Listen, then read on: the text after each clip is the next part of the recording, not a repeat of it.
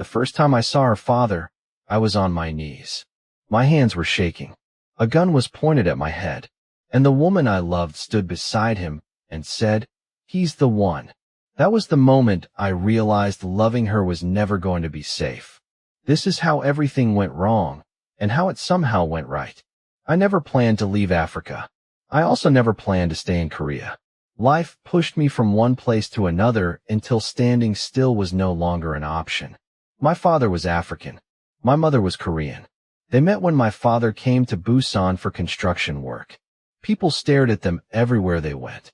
People talked, but they loved each other anyway. When my father died, everything changed. Money disappeared fast. Friends disappeared faster. My mother worked until her hands were always tired. I learned early how to survive quietly. I worked any job I could find. Cleaner, loader, night guard. Eventually, I became a driver. Driving was safe. Driving meant I listened more than I spoke. Driving meant I saw things I pretended not to see. That rule kept me alive for years.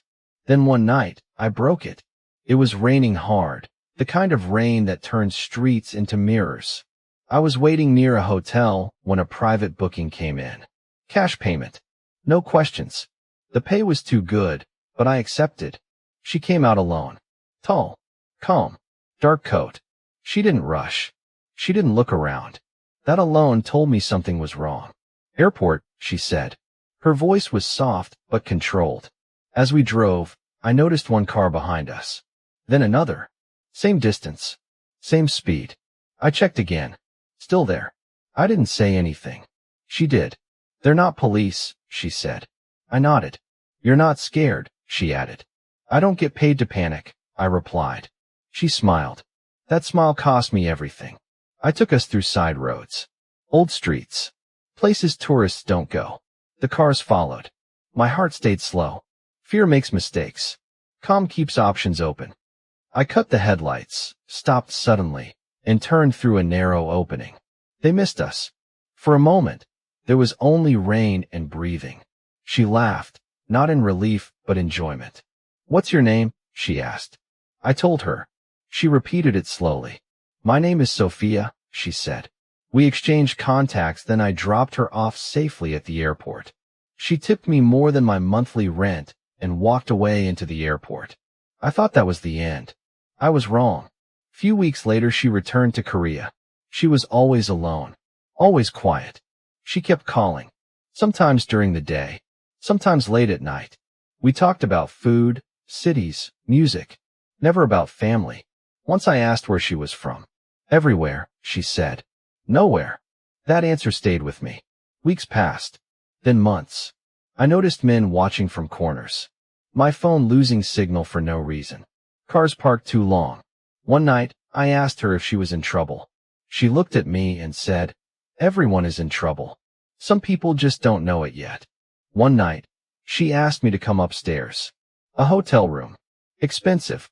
Too quiet. We talked. We drank. We sat close. She touched my hand like it was an accident, then didn't move it. I should have stopped. I didn't. It wasn't sweet. It wasn't gentle. It was careful, like both of us knew tomorrow might not exist. Afterward, she sat on the edge of the bed and said, "If you knew who I really was, you would hate me." I replied, "I don't hate people for surviving." She watched me for a long time, then said, "My father is a monster." I didn't ask how. The next morning, she was gone. No calls. No messages. 3 days later, I was taken. A black bag over my head. A van. Silence. When the bag came off, I was in a warehouse surrounded by men in suits with Italian accents and guns that weren't hidden. Sophia stood there, calm and unreachable. Then her father walked in. Old, heavy, dangerous, in silence alone. "She chose you," he said. "That makes you a problem." I expected pain. Stories like this take time to unfold. Subscribe and stay with us until the end. Instead, he tested me with questions, pressure, and threats. I didn't beg. I didn't lie. That confused him. "You are not afraid," he said. "I am," I replied. "I just don't panic." That answer saved my life. He told me the truth. Italian mafia. Old family. Old blood. Sofia was his only daughter. She wanted a life outside the cage. And cages don't like being escaped. He gave me a choice. Leave forever, or stay under his shadow.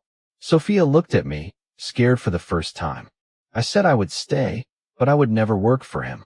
He laughed. Good, he said. You would die quickly. Years followed.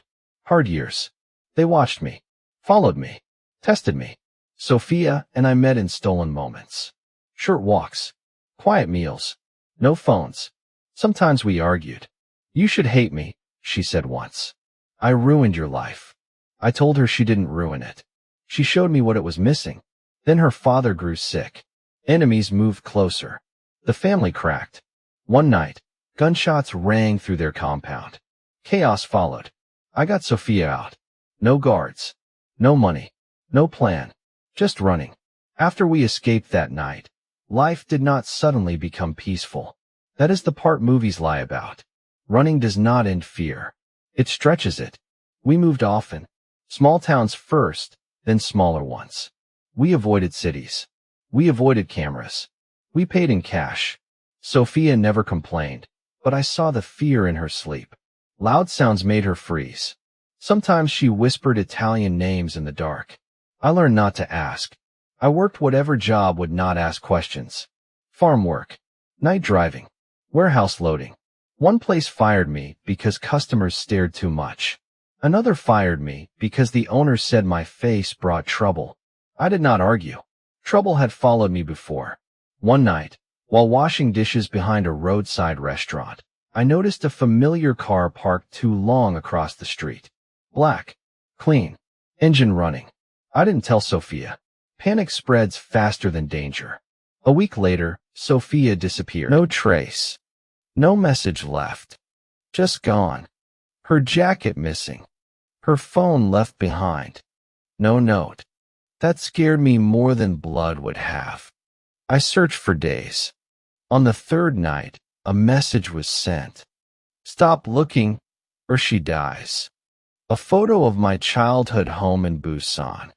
Someone reminding me they knew everything. But I didn't stop. I just had to be careful. I went back to the broken men from her father's world. The ones who drank too much. I listened. I waited. That's how I learned the truth. She had been taken by her father's enemies. Old enemies. Patient ones. They thought fear would stop me. They were wrong. I found her after 9 days. Not through strength. Through habit. Dangerous men have routines. She was held by the sea. Lightly guarded. They didn't think anyone would come. By the time Sofia saw me, it was already over. She held my face and said, "You should have stayed away." I told her, "You should have known I wouldn't." After that, everything moved faster. Her father died. Power shifted. Meetings followed. Threats disguised as kindness. Sofia was expected to step into something she never wanted. I was expected to disappear. We refused both. During a meeting in Milan, one man said, "Love ends when it becomes expensive." Sofia stood up and said, "Then you were never rich." We left that night. Years passed. Real years. Years with arguments, forgiveness, growth. We married quietly. No guards. No guns. Just people who stayed. My mother cried when Sofia bowed to her. Sofia cried when my mother called her daughter. Now, when people ask how an African driver married the only daughter of an Italian mafia family, I tell them the truth. I didn't chase power. I stayed calm when others panicked. Love is not safe. It is not clean. But if you survive it together, it becomes home. Some people are born into safety. Others learn to survive before they learn to dream. This story is a reminder that love doesn't always arrive gently. Sometimes it shows up in danger, in sacrifice, and in hard choices. If you're still here listening, it means you believe that even in the darkest places, something real can grow. Drop in the comments what you think about this story and tell me what you hoped had happened differently. Like, subscribe, and share to others. Thank you for your support as you help us grow.